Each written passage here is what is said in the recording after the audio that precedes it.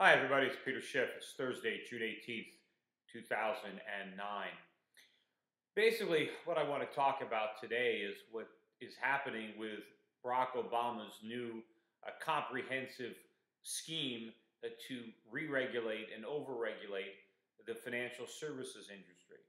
I work in that industry. Europe Pacific Capital, my brokerage firm, is regulated by FINRA, which used to be called the NASD, and by the SEC.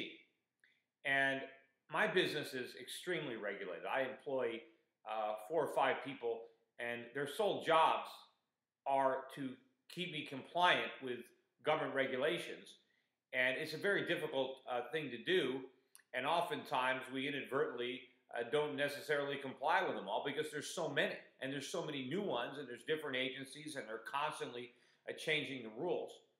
Meanwhile, I don't believe that the regulations are doing a good job. I don't think they're serving the investors well. I think that the brokerage industry and the financial service industry is worse off, is less efficient, and I think individuals get worse advice and lower quality service as a result of these regulations. Meanwhile, none of the regulations prevented the NASDAQ bubble or the lousy advice that was dispensed by brokerage firms. None of these regulations that were put in effect after the bursting of the NASDAQ bubble. We got Sarbanes-Oxley and a lot of bad regulation as a result of that. And then after September 11th, we got the Patriot Act and a lot of regulations on my industry, from the Patriot Act and Anti-Money Laundering Act.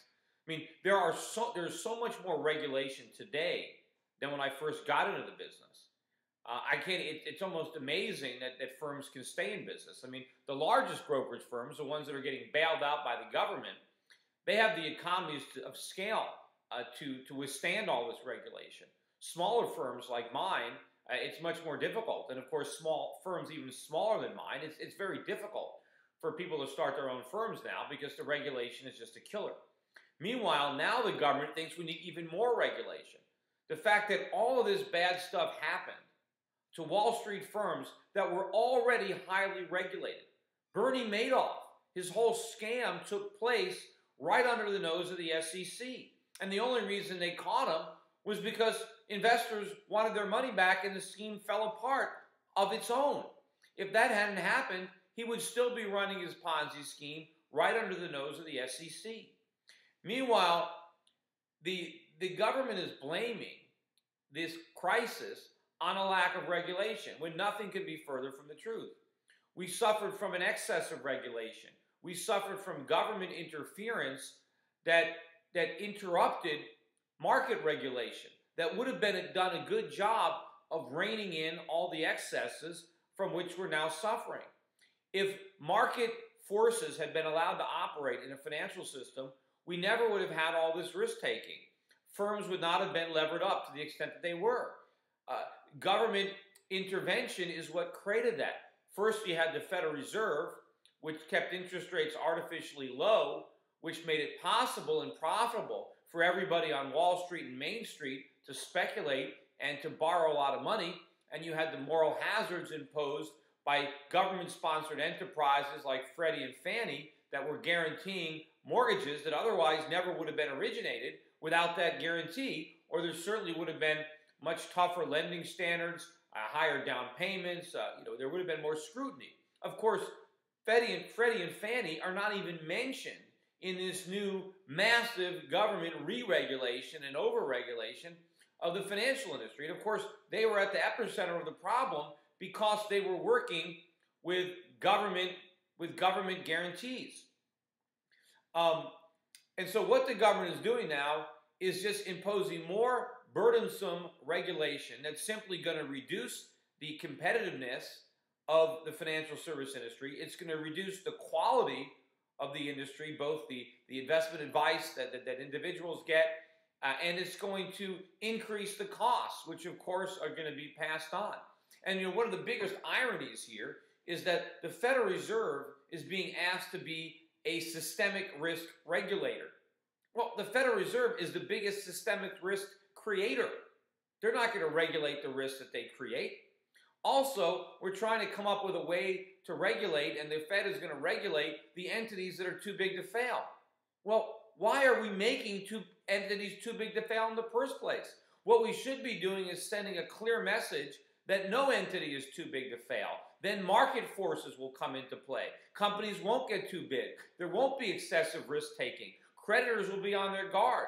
But when we disarm creditors, when we tell creditors, don't worry, these entities are too big to fail, well, then they're going to borrow a lot of money because the lenders don't care because they know their investment is protected by the government. Now the government creates a situation where regulation is required, where if they simply would have minded their own business, we would need no regulation because we would have market forces regulating the financial services industry. So instead of the government learning from their mistakes, from understanding that it was excessive regulation and government interference in the market that created the problem, what the government is going to do is get even bigger. We're going to make the entities that created the problems, we're going to give them even more power, and we've learned nothing.